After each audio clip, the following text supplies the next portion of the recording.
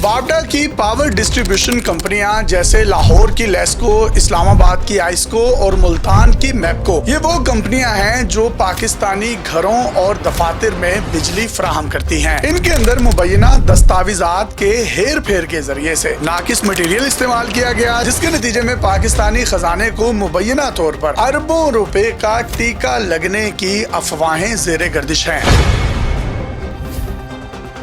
अब मार्केट में बातें क्या हो रही हैं? जो कंपनियां साल से काम कर रही थी और जिनका 15-15, 20-20 साल का तजुर्बा था, उनके उन तजुर्बों को पसे पुश्त डालकर नई कंपनियों को रजिस्टर्ड किया गया। इनमें से कुछ कंपनियां तो मुबैना तौर पर ऐसी थी जिनकी रजिस्ट्रेशन खत्म हो चुकी थी, लेकिन उनको दोबारा से जिंदा करके अरबों रुपए के मुबैना तौर पर ठेके दिए गए। फिर इन कंपनियों से नाकिस मटेरियल हासिल किया जाता है और मुबैना तौर पर बड़ी बड़ी दिहाड़ियां लगाई गई हैं। और तो और जो मुकामी मैन्युफैक्चरर्स हैं या कंपनियां हैं, उनको बाईपास करके जो बैरूने मुमालिक से कंपनियां हैं उनको नवाजा जा रहा है, जिसके नतीजे में बैरूने मुमालिक में बैठी हुई उन कंपनियों को डॉलर्स में अदायगी की जा रही है। अल्टीमेटली सारा ज़र मुबादला भी बाहर जा रहा है। अब अगर हम लेस्को की बात करें तो लेस्को को तार चाहिए थी और उस तार का लेस्को ने टेंडर जारी किया और टेंडर जमा करवाने की जब आखिरी तारीख आई तो उससे ठीक 7 दिन पहले शराइत को बदल दिया गया, जिसके नतीजे में हुआ क्या, वो कंपनियां भी अहल हो गईं जिन्होंने वर्दियां भी सीवी थी, उनको भी इन तार के टेंडर्स के लिए अहल करार दे दिया गया, जो कि इंतहाई मुज़ाहिका खेज बात है। एक कंपनी ऐसी थी जिसकी रजिस्ट्रेशन 2012 में खत्म हो गई थी, उसको मैदान में लाया गया और 132 केवी के स्टील पोल सप्लाई करने का ऑर्डर दिया गया और इस ऑर्डर को एजुकेशनल ऑर्डर का नाम दिया गया, यानी आसान लफ्जों में नई कंपनियों को मौका दिया गया कि वो भी आए, काम सीखें, कंपटीशन का मौका मिले। लेकिन वो कंपनी तो 2012 से खत्म है, उसकी रजिस्ट्रेशन ही नहीं है और तो और वो लेस्को या किसी मंजूर शुदा मैन्युफैक्चरर्स की लिस्ट में भी नहीं है।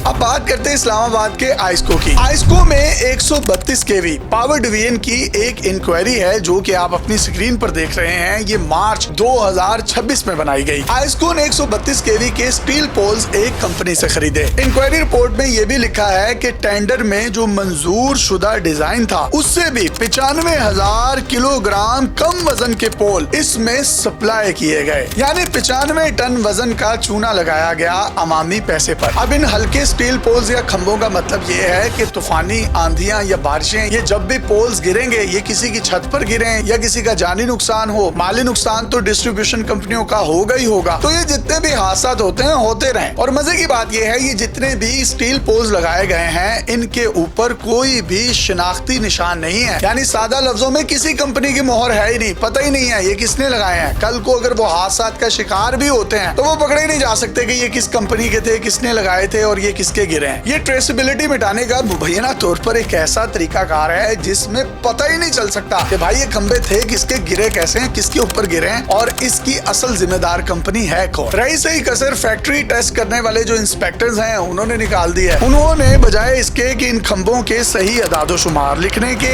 या इसके वजन कम होने के या इन खंबों पर किसी किस्म की कोई मोहर नहीं है, उन्होंने सिर्फ उसके ऊपर ओके लिख दिया है। ओके का मतलब क्या है, सब ठीक है। और इसकी 1 अरब रुपए की पेमेंट हो भी गई है। कितनी? 100 करोड़ रुपए की। होना तो ये चाहिए था इस इंक्वायरी रिपोर्ट की रोशनी में कोई कार्रवाई होती, लेकिन कोई कार्रवाई नहीं हुई।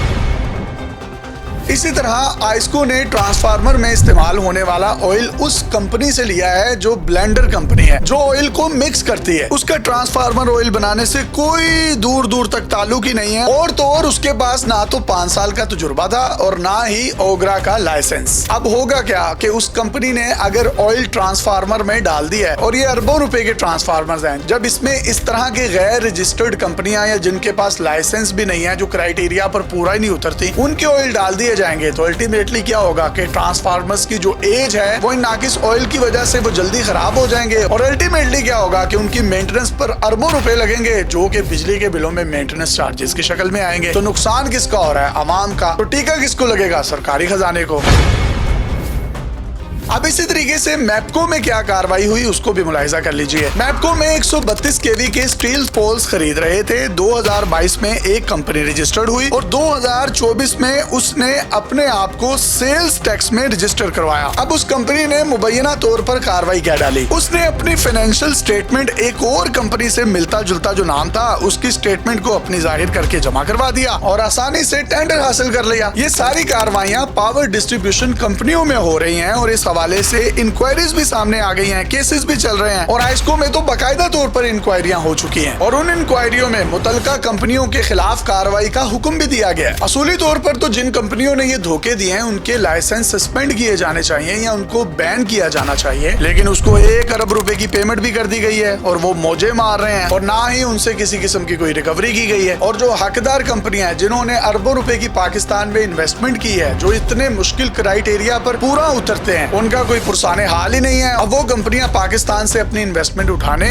और यहाँ से बाहर अपना पैसा मुंतकिल करने का सोच रही है। इस हवाले से जब हमने आइस्को से उनका मौकिफ लेने के लिए राब्ता किया तो डेली पाकिस्तान एडिटोरियल को उन्होंने किसी किस्म का कोई जवाब नहीं दिया। इस सब के बावजूद भी अगर वो समझते हैं उनका मौकिफ आना चाहिए तो हमारा प्लेटफॉर्म उनके लिए हाजिर है। मैप्को से राब्ता किया तो उन्होंने अपने मौकिफ में ये बताया कि ये जो इल्जाम लगाया जा रहा है कि ये मिलते जुलते नाम वाली कंपनी के डॉक्यूमेंट्स जमा करवाए गए हैं और वो 2022 में रजिस्टर्ड हुई थी, ये बात बिल्कुल भी दुरुस्त नहीं है। ये कंपनी 1990 से काम कर रही है। पहले ये सोल प्रोप्राइटर थी और बाद में 2017 में ये प्राइवेट लिमिटेड कंपनी बन गई। यानी मैप्को का सादा लफ्जों में कहने का मतलब ये है कि ये कंपनी वही है, सिर्फ इसकी हैसियत बदली है। मैप्को के मुताबिक उन्होंने तो 2 करोड़ 87 लाख रुपए बचाए हैं सरकारी खजाने के। वो जो दूसरी कंपनी इनके अगेंस्ट कंप्लेन में गई हुई थी उससे कम में दिया है। यानी उन्होंने 2 करोड़ 87 लाख रुपए अवाम के या सरकारी खजाने के बचाए हैं।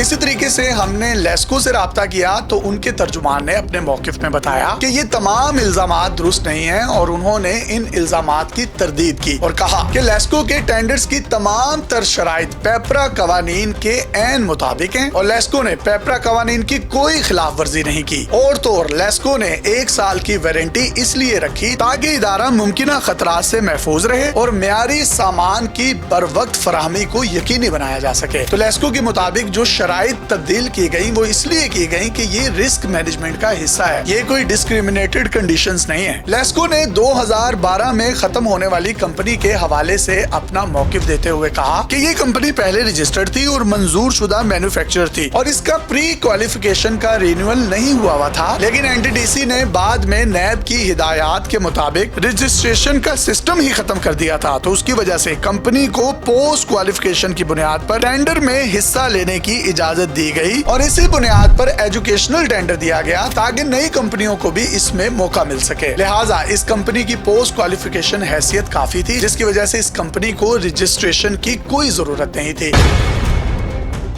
हमने दोनों साइड का मौकिफ आपके सामने रख दिया है। अब इनमें कौन गलत कह रहा है कौन दुरुस्त कह रहा है इसका फैसला अवाम करे, क्योंकि ये सारा अवाम का पैसा है। अपने मेजबान यासिर शामी को इजाजत दीजिए और देखते रहिए डेली पाकिस्तान। अल्लाह हाफिज।